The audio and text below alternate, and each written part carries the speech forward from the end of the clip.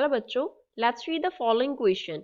If final momentum is equal to initial momentum of the system, अगर system का final momentum उसके initial momentum के equal हो, then no net force on the system, system पे कोई भी net force नहीं होगा. सेकेंड ऑप्शन से always net force on the system, system पे हमेशा नेट फोर्स एक्ट करेगा. Third option is may be net force on the system, हो सकता है सिस्टम पे कोई फोर्स एक्ट कर रहा हो सकता है ना कर रहा हो. Fourth option says that first and second both options are correct. First of all, we will talk about the key concept of the question कि इस क्वेश्चन का की कॉन्सेप्ट क्या है. तो इस क्वेश्चन को सॉल्व करने के लिए हमें मालूम होना चाहिए that what the Newton's second law of motion is.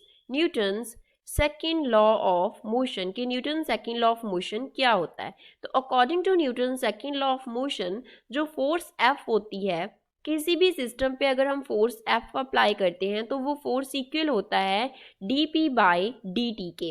यहाँ पे पी हमारे पास क्या टर्म है, linear momentum. P represents linear momentum, P linear momentum होता है.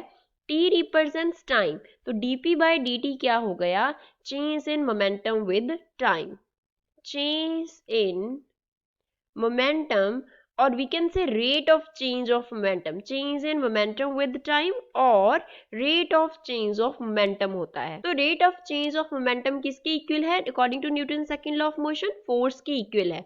तो अब गिवन क्वेश्चन को सॉल्व करते हैं. हमें गिवन है क्वेश्चन में that final momentum of the system, that final momentum of the system is equal to initial momentum of the system, कि सिस्टम का जो फाइनल मोमेंटम है वो सिस्टम के इनिशियल मोमेंटम के इक्वल है.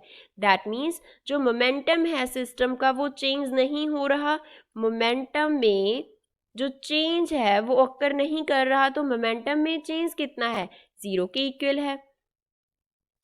तो इसका मीन्स क्या है, rate of change of momentum, rate of change of momentum, rate of change of momentum कितना है, D P by D t किसके इक्वल है, जीरो के इक्वल है. तो according to Newton second law of motion force जो है वो किसके इक्वल है, D P by D T के इक्वल है.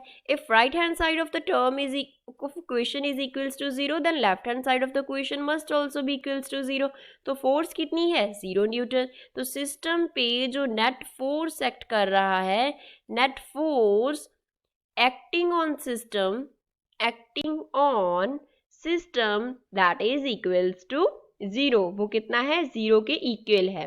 सो ये क्या हो गया, इस क्वेश्चन का फाइनल आंसर हो गया that net force acting on the system will be equals to zero, which means no net force. तो गिवन ऑप्शन देखते हैं. सो फर्स्ट ऑप्शन क्या है, correct option. I hope you understood it well. Thanks.